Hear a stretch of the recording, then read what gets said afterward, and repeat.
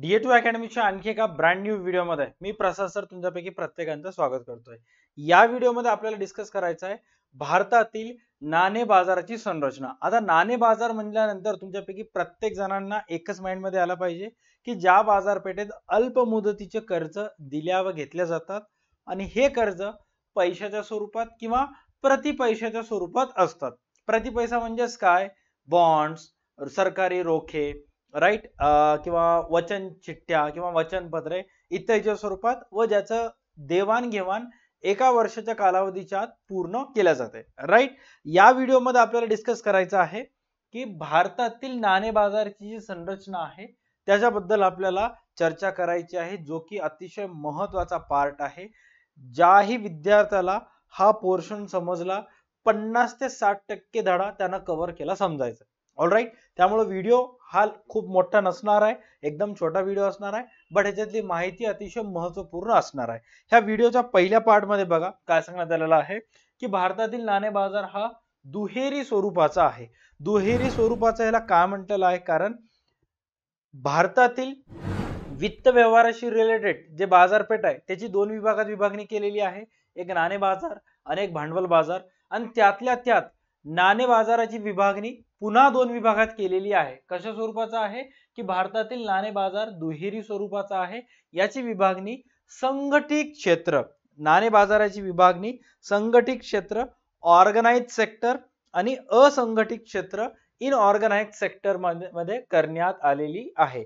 याचा समावेश होतो। म्हणजे नाणे बाजाराची विभागणी दोन विभागात करण्यात आलेली आहे। पहिला आहे संघटित क्षेत्र आणि दुसरा आहे असंघटित क्षेत्र।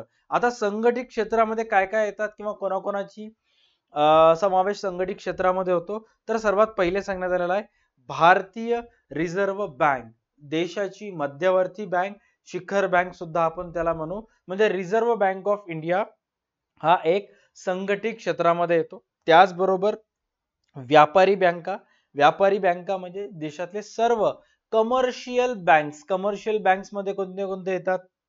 SBI, ऍक्सिस बँक, त्याच्यानंतर ICICI बँक, HDFC बँक, हे सर्व व्यापारी बँकामध्ये येतात। त्याच्यानंतर सहकारी बँक, कोऑपरेटिव्ह जे बँक्स असतात ते सुद्धा ह्याच्यामध्येच येतात। विकास वित्तीय संस्था DFI ज्याला आपण म्हणतो, DFI म्हणजेच काय? Development financial institutions. काही काही इन्स्टिट्यूशन्स अशा असतात, संस्था, जे की विकास व्हावा म्हणून तुम्हाला कर्ज स्वरूपात पैसे वगैरे देत असतात।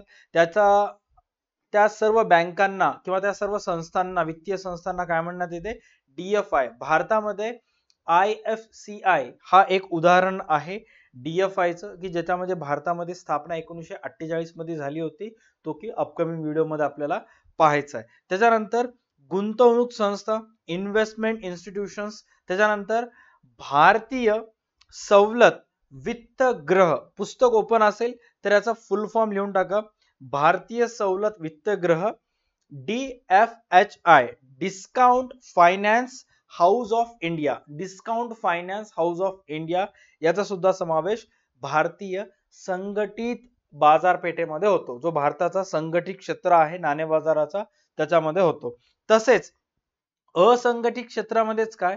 असंघटित क्षेत्रामध्ये जे सावकार असतात, राईट, ग्रामीण भागामध्ये स्थानिक वित्तीय पुरवठा करणाऱ्या संस्था, बँकर्स असतात, अनियंत्रित बिगर बँक वित्तीय पुरवठा संस्था किंवा मध्यस्थ संस्था। आता नीट लक्षात घ्या, थोडक्यात सांगायचं असेल की जर बाबा तुम्हाला देशामध्ये पैसे पाहिजे, जर तुम्हाला कर्ज पाहिजे, एक वर्षापेक्षा कमी कालावधीचं कर्ज तुम्हाला लागतंय, तर दोन प्रकारचे क्षेत्रे तुम्हाला ते कर्ज देऊ शकतात। सर्वात पहिला व्यापारी बँका, रिझर्व्ह बँक्स, व्यापारी बँक, सहकारी बँक, विकास वित्तीय संस्था, भारतीय सवलत व वित्तीय संस्था हे सुद्धा तुम्हाला देऊ शकतात। आणि तुम्हाला पाहिजे असलेले पैसे, जे कर्ज तुम्हाला पाहिजे, एक वर्षापेक्षा कमी कालावधीचं अल्प मुदतीचं कर्ज असेल किंवा दीर्घ मुदतीचं असेल, तुम्हाला ह्या दोन क्षेत्रातून घेता येते, संघटित क्षेत्र आणि असंघटित क्षेत्र। आता संघटित क्षेत्रावर काय की सरकारचं त्याच्यावर नियंत्रण असते, तसं तर असंघटित क्षेत्रामध्ये पण असते, बट कुठं ना कुठं ग्रामीण भागामध्ये येत असल्यामुळं आणि वैयक्तिक दबाव असल्यामुळं कुठं ना कुठं असंघटित क्षेत्रावर तेवढं नियंत्रण नसतं जेवढं नियंत्रण संघटित क्षेत्रामध्ये असतं। आता अनेक वेळा असं होते की व्यक्तीला पैशाची गरज असते आणि मग पैशाची गरज असते तेव्हा तुम्ही बँकेमध्ये जाता, तर बँकेद्वारे विविध कागदपत्रे मागल्या जातात, विविध गोष्टी मागल्या जातात, मोठ्या प्रमाणावर त्याच्यावर समजा व्यक्तीजवळ कागदपत्रे नसले तर मग ते बँक तुम्हाला कर्ज देत नाही. बट त्याच व्यक्तीला जर कर्ज पाहिजे असेल तर तो काय करतो, असंघटित क्षेत्राजवळ जातो, गावातला सावकार त्याला ओळखीचा असतो, बिना कागदपत्र तोंडी त्याच्याकडे कर्ज देत असतो, बरोबर आहे. त्यामुळं अनेक वेळा आज सुद्धा लोक असंघटित क्षेत्राकडून पैसे घेतात. बट तुम्ही जर शिकलेले सवरलेले असाल, तुमच्याकडे सर्व डॉक्युमेंट असतील, तुम्ही जर नोकरदार वर्ग पगारदार मध्ये येत असाल, तुम्हाला पगार वगैरे असेल किंवा तुमचा व्यवस्थित बिझनेस चालू असेल, तर तुम्ही संघटित क्षेत्राकडून सुद्धा कर्ज, तुम्हाला लागत असलेले पैसे घेऊ शकता, किंवा कर्ज म्हणून कर्जच नाही, तुमच्या जवळ असलेले पैसे गुंतवणूक करू शकता, बँक्स मध्ये वगैरे पैसे ठेवू शकता. बट एवढंच की संघटित क्षेत्र एक व्यवस्थित ऑर्गनाइज पद्धतीने काम वगैरे करत असतं, असंघटित क्षेत्रामध्ये ते सर्व काम व्यवस्थितरित्या होत नसतात. राईट. आता हा पहिल्या पॅरेग्राफ मध्ये जर बघितलं तर एवढंच सांगण्यात आलेलं आहे की नाणे बाजाराची विभागणी दोन विभागात केलेली आहे, एक संघटित क्षेत्रामध्ये आणि दुसरा असंघटित क्षेत्रामध्ये. संघटित क्षेत्रामध्ये किती जण येतात? 5. कोणते कोणते येतात? रिझर्व्ह बँका, व्यापारी बँका, सहकारी बँका, विकास वित्तीय संस्था आणि भारतीय सवलत वित्तीय ग्रह. भारतीय सवलत वित्तीय ग्रह हे पाठच करून टाकायचं. संघटित क्षेत्रामध्ये 5 क्षेत्र येतात. सर्वात पहिले रिझर्व्ह बँक, व्यापारी बँक, सहकारी बँक. रिझर्व्ह बँक, व्यापारी बँक, सहकारी बँक, विकास वित्तीय संस्था आणि भारतीय सवलत वित्तीय ग्रह. त्याच्यानंतर असंघटित क्षेत्रामध्ये 3 येतात. स्थानिक बँकर्स म्हणजे सर्वसामान्य लोन वगैरे फायनान्स देणारे जे इन्स्टिट्यूशन असतात, गावातलेच एका मोठ्या व्यक्तीजवळ जर भरपूर प्रमाणात पैसा असेल तर स्वतःचा फायनान्स वगैरे टाकत असतो, किंवा अनेक जण जे व्याजीपट्टी करत असतात ते सुद्धा एकत्रित येऊन फायनान्स वगैरे टाकत असतात. त्याच्यानंतर सावकार लोक येतात आणि अनियंत्रित बिगर बँक वित्तीय मध्यस्थ संस्था सुद्धा त्याच्यामध्ये येत असतात. आता ह्या प्रत्येक क्षेत्रामध्ये कशा कशाचा समावेश होतो काय नाही हे पूर्ण आपल्याला चॅप्टर मध्ये बघायचं आहे. म्हणून मी तुम्हाला सांगितलं होतं की या चॅप्टर मध्ये किंवा ह्या नाणे बाजाराची संरचनामध्ये जर तुम्ही सर्व घटक व्यवस्थित अभ्यास केला तर 60% धड्याचा अभ्यास तुम्हाला ह्या पूर्णच्या पूर्ण संघटित क्षेत्र आणि असंघटित क्षेत्रामध्येच होऊन जाते. ओके. आता या इथे एक पॉइंट आहे, ह्याच्यामध्ये काय सांगण्यात आलेलं आहे चेक करा की भारतातील नाणे बाजाराचे केंद्र, जो मेन प्लेस आहे भारतातील नाणे बाजाराचा जो केंद्र आहे किंवा मोठ्या प्रमाणात पैशाचा ओघ आहे, ते मुंबई, दिल्ली, कोलकाता या शहरामध्ये एकवटलेले आहे. म्हणजे भारतातील जो प्रमुख पैसा आहे तो व्यवहार होत होत होत ह्या 3 ठिकाणी जातो. राईट.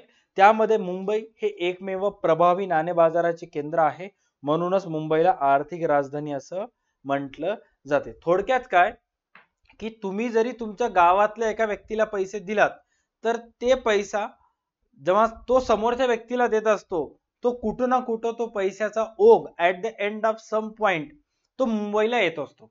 राईट. किंवा प्रमुख ठिकाणी येत असतो. अनेक राज्यातून प्रमुख पैसा कुठं कुठे येत असतो, मुंबईमध्ये हे एकमेव ठिकाण आहे असं तिथं सांगण्यात आलेलं आहे, ज्यामध्ये भारतातील सर्व भागामधून पैशाचा ओघ येतो. पुढील तक्त्यावरून भारतीय नाणे बाजाराची संघटित क्षेत्राची कल्पना येऊ शकते. आता उदाहरणार्थ हा ओघ मुंबईमध्ये कसा येतो पहा. सपोज तुम्ही तुमच्या गावातल्या एका दुकानदाराकडून वस्तूची एका कपड्याची ड्रेसची खरेदी केली, तर तुमच्याकडून पैसा तो कपड्याच्या दुकानदाराजवळ गेला.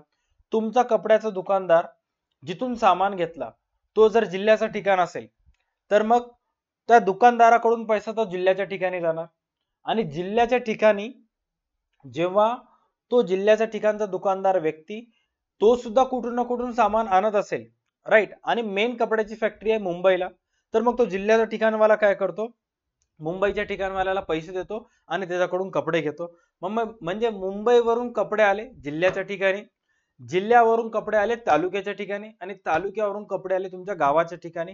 म्हणजे मुंबईवरून जर कपडे तुमच्या गावात येत असतील तर इनडायरेक्टली पैशाचा ओघ जो आहे तो टप्प्याटप्प्याने वापस कुठे जातो, मुंबईला जातो. म्हणून मुंबईला ही देशाची आर्थिक राजधानी म्हटलेली आहे. मुंबईमध्ये अनेक फॅक्टरीज आहेत, कपड्याशी रिलेटेड असू दे, खाद्यपदार्थाशी संबंधित असू दे, औषध गोळ्याशी संबंधित असू दे. आता काही वेळा मागच्या 15 ते 20 वर्षामध्ये जर बघताल तर अनेक मेट्रो सिटीज मध्ये असणारे जे फॅक्टरी आहेत प्रदूषणाच्या कारणास्तव त्या शहरापासून 90 किलोमीटर दूर, 100 किलोमीटर दूर, 150 किलोमीटर किंवा राज्यातल्या मध्यवर्ती ठिकाणी कुठं ना कुठं आणत आहेत. बट ऍट द एंड त्यांचे जे मुख्य कार्यालय आहेत ते कुठे आहेत? मुंबईमध्ये. म्हणजे उत्पादन कुठेही करा, पैसा कुठे येतोय? मुंबईमध्ये येतोय. ओके, त्यामुळं त्याला भारताची आर्थिक राजधानी असं म्हटलेलं आहे. पुढील तक्त्यावरून भारतीय नाणे बाजाराची संघटित क्षेत्राची कल्पना येऊ शकते. आता संघटित क्षेत्रामध्ये सर्वात पहिला पॉइंट आहे भारतीय रिझर्व्ह बँक किंवा संघटित क्षेत्रामध्ये कशा कशाचा समावेश होतो आपण आता आजच्या व्हिडिओ पासून स्टेप बाय स्टेप पाहायला स्टार्ट करूया. संघटित क्षेत्र म्हणजेच काय? Organise sector. ह्याच्यामध्ये सर्वात पहिला सांगण्यात आलेलं आहे की संघटित क्षेत्रात भारतीय रिझर्व्ह बँक म्हणजेच काय? प्रत्येक देशामध्ये चलन छपाईचं काम करणारी एक बँक असते किंवा सरकारची बँक म्हणून ती काम करत असते, सरकारला कर्ज वगैरे देत असते किंवा देशातील इतर सर्व बँकांवर ती बँक नियंत्रण ठेवत असते. त्या बँकेला रिझर्व्ह बँक ऑफ इंडिया म्हणतात, जसं भारतामध्ये आहे आरबीआय. ओके, त्यानंतर व्यापारी बँका म्हणजे सर्व कमर्शियल बँक्स, कोऑपरेटिव्ह बँक्स म्हणजे काय? सहकारी बँक, विकास वित्तीय संस्था ज्यालाच आपण म्हणतो डेव्हलपमेंट फायनान्शियल इन्स्टिट्यूशन्स, त्यानंतर भारतीय सवलत व वित्तीय ग्रह discount finance house of India DFHI right, या संस्थांचा समावेश होतो. त्यांचे कार्य भारतातील सर्व आर्थिक क्षेत्रात चालते. भारतातील संघटित क्षेत्रातील रचनेबाबत चर्चा करूयात. आता ते या 4 ते 5 जणांचा समावेश होतो म्हणून ऑलरेडी सांगण्यात आलेला आहे. कधी पण लक्षात घ्यायचं, संघटित क्षेत्र म्हणलं की 5 गोष्टी यायला पाहिजे. सर्वात पहिले रिझर्व्ह बँका, त्याच्यानंतर व्यापारी बँका, सहकारी बँका, त्याच्यानंतर आहे विकास वित्तीय संस्था व सवलत विकास वित्तीय संस्था. ओके, सवलत व वित्तीय ग्रह ज्याला आपण शॉर्ट मध्ये लक्षात राहायचं असेल तर DFI आणि DFHI म्हणू. ओके, शॉर्ट मध्ये जर लिहून घ्यायचं असेल तर बघा असं लिहायचं. शॉर्ट मध्ये वही जर असेल तर वही इथं वरच्या साईडला लिहून टाकायचं RBI, commercial banks, cooperative banks, 2 CB आहेत. ओके, व्यवस्थित लक्षात ठेवायचं. Commercial banks, cooperative banks, right. त्याच्यानंतर आहे DFHI आणि DFI. हे एवढे नाव व्यवस्थित लक्षात ठेवायचं. Okay, done. आता याच्यामध्ये सर्वात पहिले सांगण्यात आलेलं आहे भारतीय रिझर्व्ह बँक. आता रिझर्व्ह बँक बद्दल सर्वात पहिले बेसिक गोष्टी तुम्हाला OCM मध्ये झालेलेच आहेत. वापस आणखी एक वेळेस आपण चर्चा करूयात. भारतीय रिझर्व्ह बँक RBI ही भारताची मध्यवर्ती बँक आहे. हिल्टन यंग आयोगाच्या शिफारशीनुसार भारतीय रिझर्व्ह बँकेची स्थापना केली गेली. आता हिल्टन यंग म्हणजेच काय? इंग्रज अधिकारी आहे. कारण ज्या वेळेस भारतीय रिझर्व्ह बँकेची स्थापना झाली त्यावेळेस भारतामध्ये इंग्रजाचं शासन होतं. भारताला स्वातंत्र्य 1947 रोजी मिळालं, बट ह्याची स्थापना 1935 ला झालेली आहे. ओके, भारतीय हिल्टन यंग आयोगाच्या शिफारशीनुसार भारतीय रिझर्व्ह बँकेची स्थापना रिझर्व्ह बँक ऍक्ट 1934 नुसार केली. बँकेच्या मूलभूत कार्याला वैधानिक आधाराची तरतूद आहे, राईट. आणि वैधानिक आधार म्हणजे काय? स्टॅच्युटरी बोर्ड आहे. ओके, भारतीय रिझर्व्ह बँकेची स्थापना 1 एप्रिल 1935 रोजी झाली. म्हणजे भले ही कायदा 1934 रोजी संमत करण्यात आला असेल, बट स्थापना जी आहे ती 1 एप्रिल 1935 रोजी खाजगी भागधारकाची बँक म्हणून झाली. आणि भारतीय रिझर्व्ह बँकेचे राष्ट्रीयकरण, आता सुरुवातीला जेव्हा बँक स्थापन झाली ते खाजगी भागधारकांची बँक म्हणून होती, बट त्याचं जे नॅशनलायझेशन आहे, राष्ट्रीयकरण झालेलं आहे ते 1 जानेवारी 1949 रोजी झालेलं आहे. एक्झाम मध्ये प्रश्न विचारला जाऊ शकते की रिझर्व्ह बँकेचे राष्ट्रीयकरण कधी करण्यात आले, आणि तुम्हाला मुद्दामून फसवण्यासाठी डेट दिली जाते 1 एप्रिल 1935. बट 1 एप्रिल 1935 ला रिझर्व्ह बँकेची स्थापना झाली, बट रिझर्व्ह बँकेचं राष्ट्रीयकरण कधी झालं? 1 जानेवारी 1949 रोजी झालं. हा नाणे बाजाराचा एक महत्वाचा घटक आहे आणि रिझर्व्ह बँक हा नाणे बाजाराचाच एक महत्वाचा घटक आहे. कारण जोपर्यंत रिझर्व्ह बँकेकडून पैसे व्यापारी बँकेकडून येणार नाहीत तोपर्यंत व्यापारी बँक सर्वसामान्य नागरिकांना कर्ज देऊ शकणार नाही. त्यामुळं हा एक महत्वाचा नाणे बाजाराचा घटक आहे. आता रिझर्व्ह बँकेलाच शिखर बँक सुद्धा म्हटलं जाते, मध्यवर्ती बँक सुद्धा म्हटलं जाते. इथं काय सांगण्यात आलेलं आहे, डॉक्टर एम.एच. डिकॉक, राईट, जसं साऊथ आफ्रिकेचा प्लेयर आहे एम.एच. डिकॉक आणि इंडियाचा प्लेयर आहे पृथ्वी शॉ, तसं दोन इथं शास्त्रज्ञ आहेत, एम.एच. डिकॉक आणि डब्ल्यू.ए. शॉ. या दोघांच्याही मते काही व्याख्या इथं तुम्हाला सांगण्यात आलेल्या आहेत. सर्वात पहिली डिकॉकची व्याख्या काय, मध्यवर्ती बँक ही देशातील मुद्रा व बँकिंग संरचनेतील शिखर संस्था आहे. देशातील मुद्रा व बँकिंग संरचनेतील शिखर संस्था आहे. शिखर म्हणजे काय, मुख्य संस्था आहे. ही संस्था जेही नियम लागू करेल त्या सर्व नियम बाकी सर्व जे शिखराच्या खाली असलेले बँका आहेत किंवा या बँकेच्या अंतर्गत काम करणाऱ्या बँका आहेत त्यांना फॉलो करावं लागतील. जर या बँकेने ठरवलं की ऍक्सिस बँकेचं लायसन्स, बँकिंगचं लायसन्स रद्द करायचं तर ते करू शकते. लेटेस्ट जर सांगायचं असेल तर रिझर्व्ह बँक ऑफ इंडियानं पेटीएम बँक, पेटीएमचा जो पेमेंट बँक आहे त्याचा लायसन्स रद्द केला. त्यामुळे पेटीएम नावाची जी कंपनी आहे ते पूर्णपणे कशी झाली, बंद पडली. त्यामुळे देशातील मुद्रा व बँकिंग संरचनेतील शिखर संस्था आहे. हे जे बँक सांगेल ते बाकी सर्व बँकांना ऐकावं लागेल. नंतर काय सांगण्यात आलेलं आहे की अर्थव्यवस्थेतील पत पुरवठ्यावर किंवा पत पैशावर नियंत्रण ठेवणारी बँक म्हणजे मध्यवर्ती बँक होय. देशामध्ये किती चलनी नोटांची छपाई झाली पाहिजे, देशातील इतर सर्व बँकांना किती पैसा दिला पाहिजे, त्यांच्या बँकेत किती पैसा आहे याच्यावर जर कधीही देखरेख करायचा असेल, नियंत्रण ठेवायचं असेल तर ते पूर्णपणे अधिकार कोणाला आहे, मध्यवर्ती बँकेला दिलेला आहे. हे दोन व्याख्या तुमच्या पुस्तकात आहेत. आता याच्या व्यतिरिक्त रिझर्व्ह बँकेचे तुमच्या पुस्तकात एकूण जवळपास जर पाहायला गेलं तर नियर अबाउट 8 कार्य दिलेले आहेत.